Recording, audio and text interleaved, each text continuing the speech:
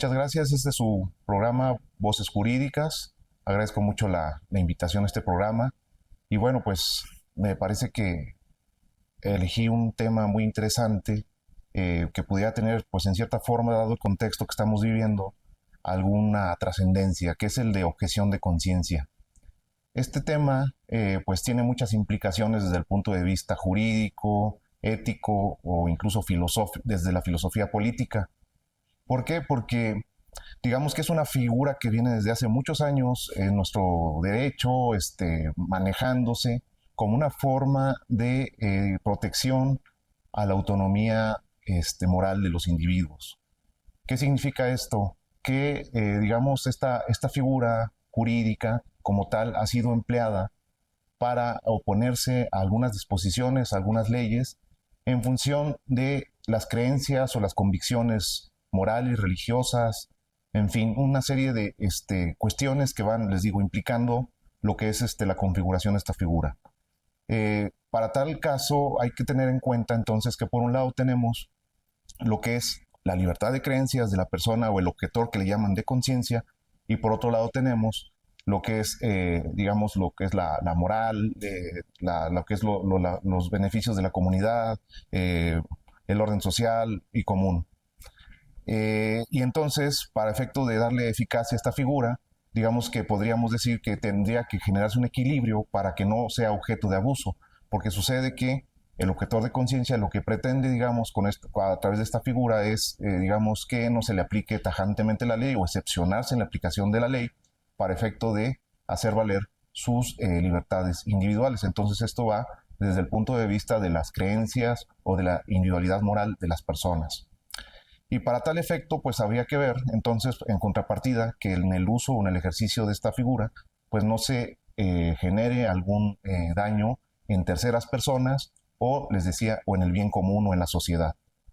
Y pues todo esto implicaría entonces que pues debería estar bien regulada y debería estar contemplada entonces en casos excepcionales, porque es un tema entonces de ver a qué personas, por el hecho de implicarles una grave afectación a sus convicciones religiosas o morales, no tendría que aplicárseles la ley. Y para tal efecto, la regulación como tal debería estar bien delimitada en el ejercicio de este derecho, que es objeción de conciencia. Varios autores han tratado el tema, juristas, sus aplicaciones en lo que es la práctica, pues van desde lo que es gente que ha planteado en tribunales en todo el mundo la cuestión de no someterse al servicio militar, por ejemplo, o también algunos médicos en la práctica, por ejemplo, del aborto o de la eutanasia, podrían, digamos, hacer ejercicio de este tipo de derecho de objeción de conciencia. ¿Para qué? Para que se les exima, les digo, de, por ejemplo, practicar el aborto, la eutanasia, o en el caso del servicio militar, pues la gente no esté, digamos, forzada a pues someterse a este tipo de servicios en virtud de que sus convicciones más profundas, morales, religiosas, le impiden, por ejemplo, en el caso de el sometimiento forzoso al servicio militar, acudir a una guerra, a matar a otras personas, ¿no? Pero entonces sí habría que tener mucho cuidado en la regulación de estas figuras porque pues puede prestarse a abusos, incluso cuando afecta a terceros, puede violarles sus derechos humanos o incluso generar situaciones de discriminación. Eh, También es importante tener en cuenta que esta figura no debería confundirse con otra que es lo que es la desobediencia de la ley o la rebelación contra la ley o la desobediencia civil, como le quieran llamar, porque en el caso de la desobediencia civil, digamos, se lleva a cabo mediante actos colectivos o públicos. Esos actos colectivos o públicos pues son las manifestaciones que se hacen y pretenden en cierta forma pues que no se aplique la ley, y entonces esta situación de no aplicar la ley pues puede, digamos, generar, o lo que se persigue más bien se genera es que no, digamos, no tenga vigencia ese orden jurídico, desestabilizar el orden jurídico. En el caso de lo que es la objeción de conciencia no se pretende necesariamente la inaplicación del derecho, simplemente es una especie de protesta individual en el fuero interior de las personas para efecto de que no se les aplique la ley en casos excepcionalísimos. Entonces, la regulación como tal, volviendo al tema de la regulación como tal de la objeción de conciencia, precisamente debe tener mucho cuidado en que el ejercicio de este derecho pues no genere pues daños en terceros, les digo, y pues daños en lo que es la sociedad o en el bien común. Para tal efecto, habría que ver entonces algunos casos muy específicos donde el ejercicio de la objeción de conciencia se cristaliza y ver cuáles son las implicaciones desde el punto de vista de afectación de otros derechos humanos o las implicaciones en la sociedad. Digamos que la objeción de conciencia es la excepción a la regla de la obediencia de la ley, ¿sí? Pero en el fuero interior, partiendo desde el fuero interior de las personas, de sus convicciones éticas, morales, muy profundas, justificadas. No esta figura de la objeción de conciencia no podría, digamos, usarse como pretexto para la inaplicación de la ley, partiendo de una simple posición o capricho, ¿no? De que no se le aplique la ley. Tiene que estar entonces fincada en cuestiones razonables o muy profundas para que se les exima de ese cumplimiento. En el mundo hay muchos ejemplos. Por ejemplo, es el caso de Estados Unidos, eh, una empresa que prestaba lo que es seguros, es una empresa de seguros de origen cristiano. En este caso, lo que se determinó por la Corte estadounidense fue que se eximiera, digamos, de prestar esos servicios de seguros en el tema de la prestación de métodos anticonceptivos a las personas. Fue una votación dividida de la Corte estadounidense porque pues se preponderó aquí el caso de las creencias religiosas de los dueños de esta compañía de seguros para que no digamos, se les obligara a prestar ese servicio de medidas anticonceptivas a los que fueran sus clientes que les prestaban este servicio de seguro médico. Ese es un caso interesante. Hay otros ámbitos, por ejemplo, lo que es en Europa, el Tribunal Europeo de Derechos Humanos ha determinado en algunos casos, en Armenia fue un caso, por ejemplo, que no se prestara el servicio militar forzoso. Y así hay varios ejemplos donde, digamos, se ha determinado que algunos,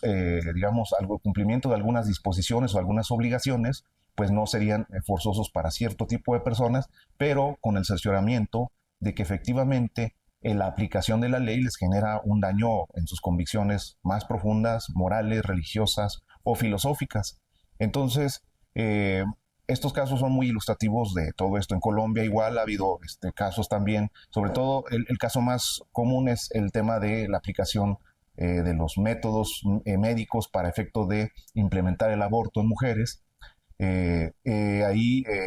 lo que se ha procurado en todos los precedentes que se han resuelto en el mundo, incluso en México, es que no se, digamos, en el ejercicio de este derecho no se genere a la vez una afectación en las mujeres, que pues incluso cuando van a practicarse el aborto pueden estar en peligro de vida. Y entonces el hecho de que el objetor de conciencia, en este caso el médico, se niegue a prestar el servicio, las puede colocar pues en un peligro de su vida o su integridad física. Y por lo tanto, pues habría que,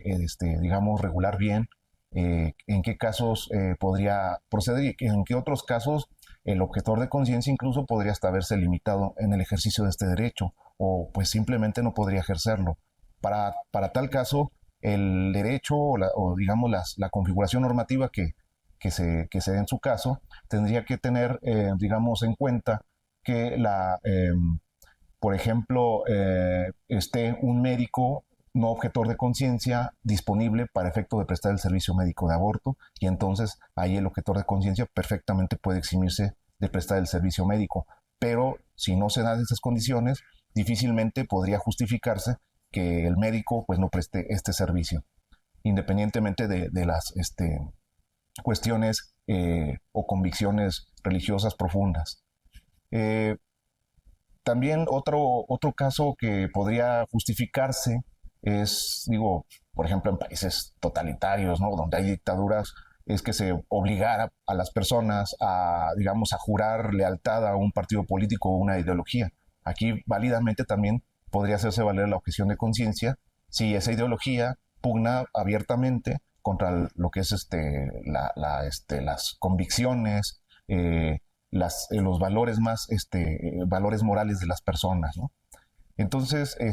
yo creo que ahí habría que tener en cuenta que la ley como tal, la aplicación de la ley, pues digamos en estos casos justificadamente puede eximir de su observancia, ¿no? Eh, en México hubo un caso que es la acción de inconstitucionalidad 54-2018, donde la Suprema Corte de Justicia de la Nación resolvió lo que es el tema de la objeción de conciencia. Todo parte, digamos, a nivel constitucional. Esta figura como tal se consolidó en el artículo 24 constitucional desde el año 2013. En el año 2013 ya digamos, se plasma en nuestra Constitución este artículo donde se establece la libertad religiosa, la libertad de credo, la libertad de conciencia, ¿no? Y entonces, en función de esto, en algunas leyes secundarias o en la legislación común, por ejemplo, en la Ley General de Salud, se implementa en el artículo 10 bis, que es el que está haciendo, digamos, se impugnó en ese asunto, que es una acción de inconstitucionalidad, que es un medio de control de las leyes, que es competencia de la Suprema Corte, se cuestionó la constitucionalidad, es decir, se dijo que este artículo que regulaba la objeción de conciencia para las enfermeras o los médicos tratantes en los casos de aborto, digamos, les permitía entonces eximirles de prestar ese servicio de aborto a las personas que efectivamente se sientan, digamos, pues afectadas en sus convicciones más profundas, en su autonomía individual, y por lo tanto, pues habría que eximirlos de esa obligación. Sin embargo, ¿qué fue lo que, digamos, se trató en este caso de la Suprema Corte? Pues lo que se trató es simplemente verificar si esta regulación, este artículo que les comento, pues daba las garantías para que en el ejercicio de esa objeción de conciencia no se comprometiera en lo más mínimo, no se hubiera comprometido en lo más mínimo la vida de la mujer que se sometiera a este tipo de tratamientos. Y pues la Suprema Corte advirtió que estaba muy abierta la regulación y que ante la más mínima sospecha que se generara, pues habría que declarar inválida esa norma porque pues el legislador debió haber sido muy específico en qué casos de urgencia se tendría que aplicar el aborto, en qué casos de urgencia se podría eximir incluso al objetor de prestar el servicio, pero pues procurando, como les comentaba hace un momento,